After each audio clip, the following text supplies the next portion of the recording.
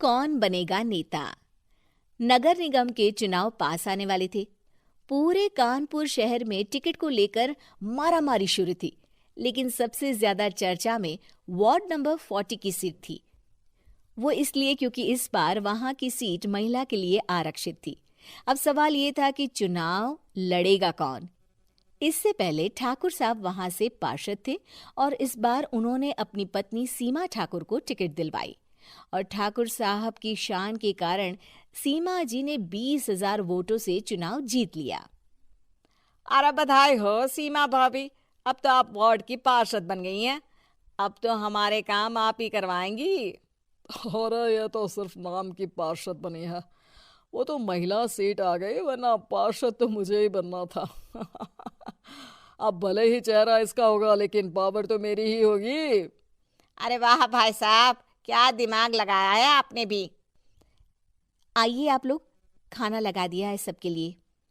सीमा जी पार्षद बन चुकी थीं, फिर भी उनकी एक ना चलती। सारे काम ठाकुर साहब खुद ही संभाल लेते और जहां जरूरत पड़ती वहां सीमा जी का अंगूठा लगवा लेते। सीमा जी ज्यादा पढ़ी लिखी भी नहीं थी।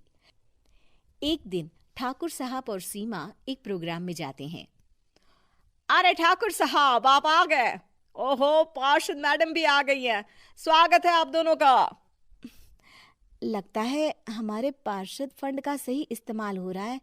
चलिए अब उद्घाटन करते हैं। ये लीजिए ठाकुर साहब कैची, आप ही सबसे पहले प्रवेश कीजिए। सब लोग आगे निकल जाते हैं और सीमा जी पार्षद होने के बावजूद भी पीछे खड़ी रह जाती हैं। वो देखती हैं कि वेलकम बोर्ड पर उनका नाम है, लेकिन महिला होने के कारण कोई उनका सम्मान नहीं कर रहा। अगले दिन एक आदमी उनके घर आता है। अरे ठाकुर साहब नमस्कार। कल ना हम नोटिस किए कि हमारा घर तो अवैध है और नगर निगम वाले उसे तोड़ने आ रहे हैं। अरे कुछ कीजिए ना ठाकुर साहब। देखो भाई, मैं तो ज्यादा कुछ कर नहीं सकता, पर अगर तुम सबकी जेब गर्म कर दो तो कुछ हो सकता है। कुल मिलाकर 4 लाख लगेंगे। अरे 4 लाख ठाकुर साहब? अरे भाई, मैं अपने लिए नहीं मांग रहा हूँ।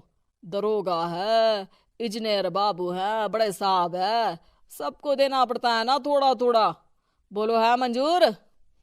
तभी वहां अचानक सीमा जी आ जाती हैं। अरे ये आप क्या कर रहे हैं?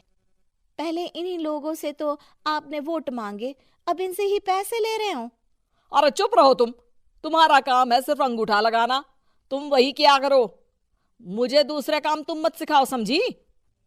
और तुम ना जाओ, अब पैसे लेकर आओ, वरना जेसीबी किसी भी वक्त आती होगी। सब कुछ ऐसे ही चलते रहता है। एक दिन सीमा जी और ठाकुर साहब को एक लोकल मीटिंग में बुलाया जाता है। वहां पर कई और अधिकारी लोग भी मौजूद रहते हैं। अब मैं चाहूंगा कि ठाकुर साहब हमारे बीच 2 शब्द कहें। मेरे प्यारे भाइयों और बहनों, आज मेरा सौभाग्य है कि मैं आप सबकी सेवा दिन रात कर पा रहा हूं। आपने मेरी पत्नी को भारी मतों से जिताया है, इसलिए मैं आप सभी का शुक्रगुजार हूं। मैं आप सबसे वादा करता हूं कि हमेशा की तरह हमारे वार्ड में किसी को कोई तकलीफ नहीं आने दूंगा। सभी लोग तालियां बजाने लगते हैं। अब मैं माननीय पार्षद मैडम को स्टेज पे बुलाना चाहूंगा। अपने नाम को बुलाया सुनकर सीमा जी एकदम चौंक जाती है। उन्हें बिल्कुल उम्मीद नहीं थी कि इतनी बड़ी जगह उन्हें मंच पर बुलाया जाएगा। जैसे तैसे वो मंच पर चढ़ती हैं। ऊपर जाते ही सीमा जी को सारी पुरानी बातें याद आ जाती हैं कि किस तरह उनके पति उन्हें कभी भी आगे बढ़ने नहीं देते और उनके नाम से गलत काम करते हैं। वो बोलने लगती हैं। मैं आपके वार्ड की पार्षद सीमा हूँ। आप में से बहुत कम लोग ही मुझे जानते होंगे, क्योंकि इससे पहले मुझे कभी ऐसा मौका ही नहीं मिला। सारे मौके मेरे पार्षद पति यानी आपके ठाकुर साहब ही लेते रहे, लेकिन आज ये मौका मुझे मिला है तो मैं इसे ऐसे ही नहीं जाने दूंगी। मैं आपको ये बताना चाहती हूँ कि आपके ठाकुर साहब मेरे नाम की आड़ में गैर कानूनी काम करते हैं, जिस पर अंगूठों के निशान मेरे होते थे। इसीलिए मैं अपनी गलती मानती हूँ और आज अपने पद से इस्तीफा देती हूँ, ताकि आगे से कोई गलत काम ना हो पाए। अब फैसला आप सबके हाथ में है कि आप हमें क्या सजा देना चाहते हैं।